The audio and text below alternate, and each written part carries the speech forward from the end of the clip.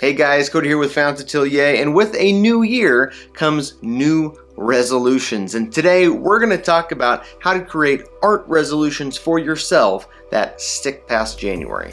Now, resolutions, which really are goals, are good things. They give us something to aim for as we move into the new year. However, the problem is that most of the time we're not very good at keeping them.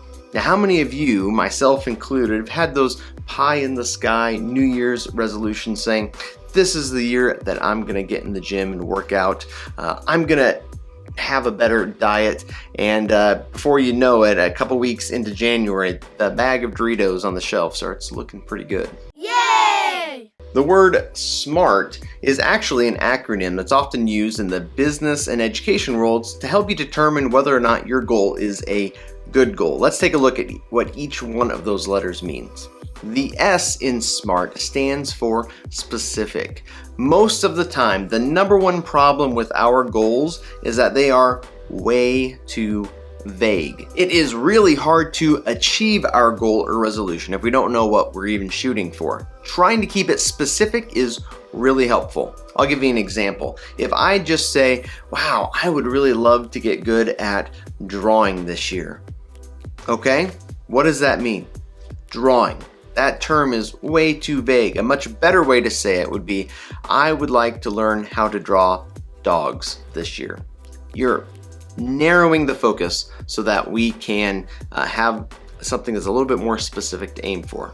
The M in SMART stands for measurable, and this kind of ties in with that idea of being specific.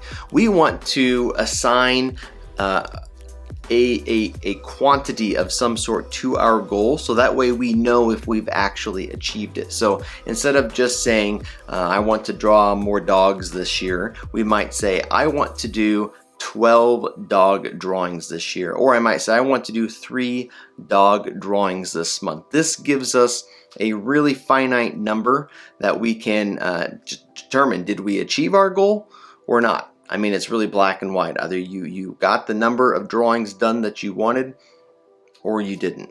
The A in SMART stands for achievable. You want to make sure that your goal is realistic and something that you can actually do. Now, there's nothing wrong with kind of stretching outside of your comfort zone a little bit, but look, I'm 5'7", 180 pounds on a good day. If I said I want to be a NFL offensive lineman, probably not going to happen. Now, if I said I'd love to play on the old man flag football team at the local YMCA, that's something that's a little bit more realistic for me.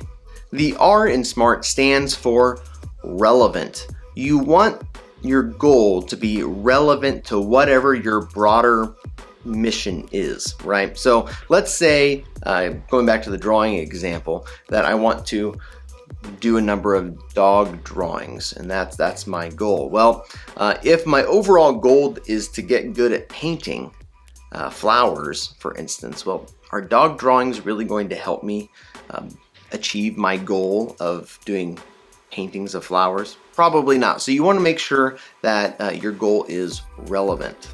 And finally, the T in SMART stands for time-based. Deadlines, believe it or not, are your friend. More often than not, we are procrastinators, and we save all the work until the last minute. Now, something called Parkinson's Law states that a task will take the amount of time allotted for it. So if we start a project and we set a goal and we say, I'd like to get this painting done, I don't know, I just want to get this painting done. Well, I mean, it's probably not going to get done, right? It's just going to hang out there forever because there's no urgency to it. But if I said, I need to get this painting done by Friday, well, that's different.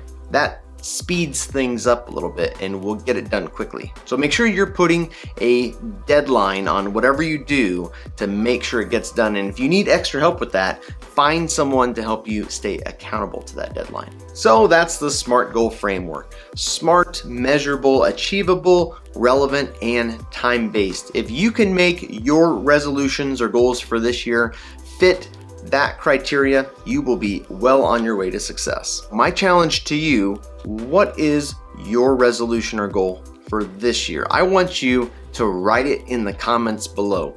Just the simple act of writing it down makes it so much more likely that it's going to get accomplished. Maybe your resolution involves getting back into art after taking a long break, or picking it up and learning from scratch. If you want help with staying accountable to achieving that goal, I'd love to help you. Click the link below to learn more about my online coaching program. I'll be in touch with you shortly. Now, one really great goal to have is to get into a consistent sketchbook habit. If you want to learn more about how to do that, make sure you check out this video right here.